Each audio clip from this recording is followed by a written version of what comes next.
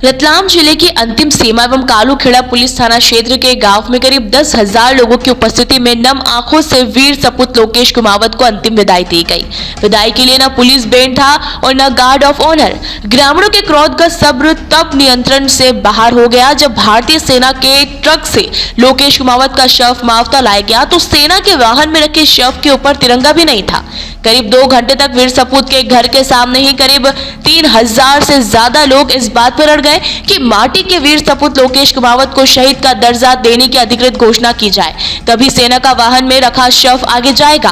भारतीय सेना के महू इंदौर से आए कमांडो एवं जावरा से मावता पहुंचे अधिकारियों हिमांशु प्रजापत, नगर पुलिस अधीक्षक अभिषेक आनंद, अनुविभागीय अधिकारी पुलिस रविंद्र बिलवाल, पिपलोदा नगर पालिका सीएमओ आरती गरवाल एवं पिपलोदा तहसीलदार के समझाने के बावजूद भी आक्रोश का दावानल सिर्फ और सिर्फ लोकेश कुमावत को शहीद का दर्जा देने की मांग पर अड़ा रहा।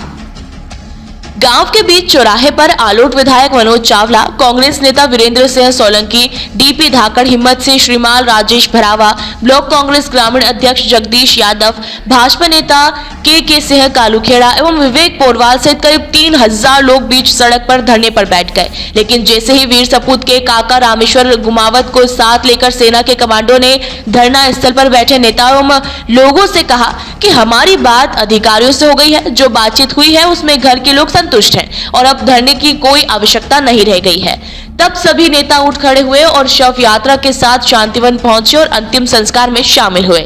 शव यात्रा में करीब 7 मिनी ट्रक मातमी धुन बजाते हुए चल रहे थे और उसके पीछे पीछे सेना का ट्रक शव को लेकर चल रहा था।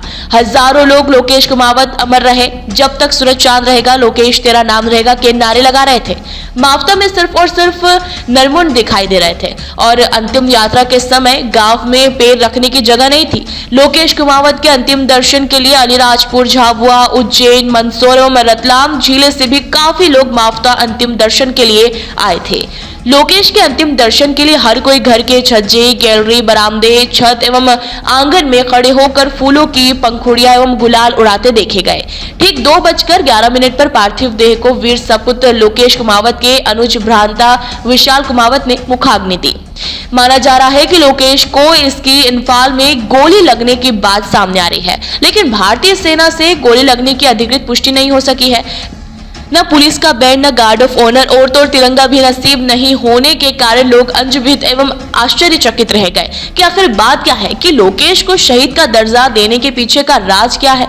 इधर अंतिम संस्कार हो रहा था, उधर सेना के कमांडो अनुविभागीय अधिकारी जावरा हिमांशु प्रजापत ने गांव के सरपंच के घर जाकर पीड़ित परिवार को आर्थिक सहायता देने की प्रक्रिया पूरी करने के उपरांत मृतक लोकेश के घर जाकर 1 लाख रुपए का एक चेक तथा 34,000 रुपए के 3 चेक सेना वेलफेयर फंड से मृतक की मां रेखाबाई कुमावत को प्रदान किए।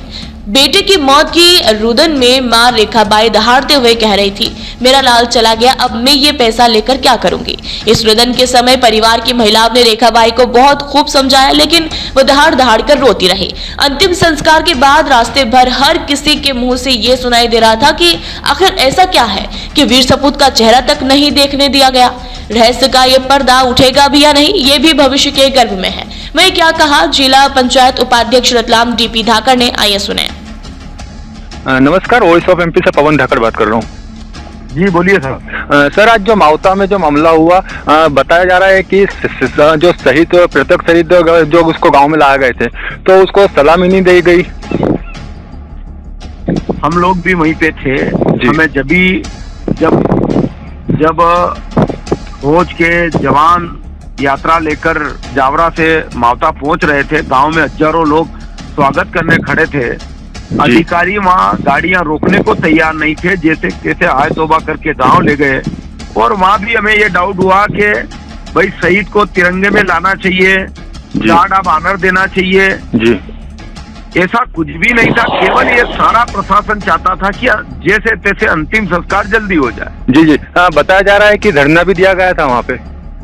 गांव और हमारे जितने भी बीजेपी और कांग्रेस दोनों दल के जो नेता थे जी, उन सब ने प्रशासनिक अधिकारियों से बात करी और करने का प्रयास भी करा जी। कि भाई बताओ ये परिजनों को कि हमने एक जवान आपको दिया, वो शहीद हो गया, इसकी मतलब जब फौज का सिपाही होता है जी, और वो लड़ाई में जो होना है वो हो जाए, वो सब स्वीकार्य है, लेकिन घटना तो परिवारजनों को बताना पड़ेगी।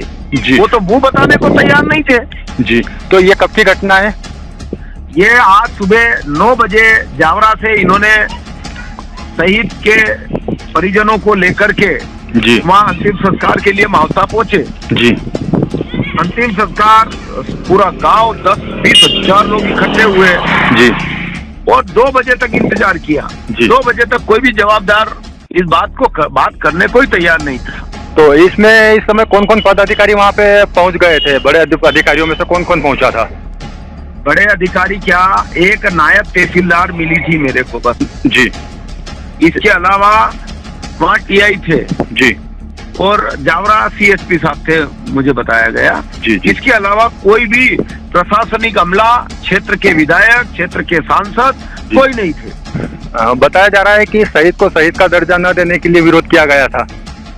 देखो, विरोध नहीं था, वो मांग थी हमारी। बिल्कुल। कि भाई हमारा जवान जो आज देश का सिपाही है, जी। सेना का जवान है, उसने शहादत हुई है उसकी। जी। और ऑन ड्यूटी जो भी हो जाए, अगर वो ड्यूटी पे था, उसके साथ कोई भी घटना घट गई, उसका मान सम्मान तो रखना पड़ेगा, उसको गार्ड ऑफ ऑनर तो दो। जी। 10-20 हजार लोग इकट्ठा काहे को हुए थे? जी। उस सम्मान के लिए हुए थे, नहीं तो कोई भी सेठ मर जाए जी। या किसी दल का नेता स्वर्गवास हो जाए तो क्या 20 हजार लोग आते हैं बिना बुलाए? जी। जी। आज सारा क्षेत्र, कई राजस्थान से भी लोग आए थे कि जी। वीर जवान की शहादत हुई है, उसे श्रद्धा सुमन अर्पित करेंगे, और प्रशासन और सरकार ऐसा कर रही है। जी। आपका शुभ नाम बताइए। मैं डीपी राखड़, जिला पंचायत उपाध्यक्ष रतलाम। ठीक है, बहुत बहुत धन्यवाद आपसे हमारे चैनल से जुड़ने के लिए। सरसी से पवन धाकड़ की ये रिपोर्ट।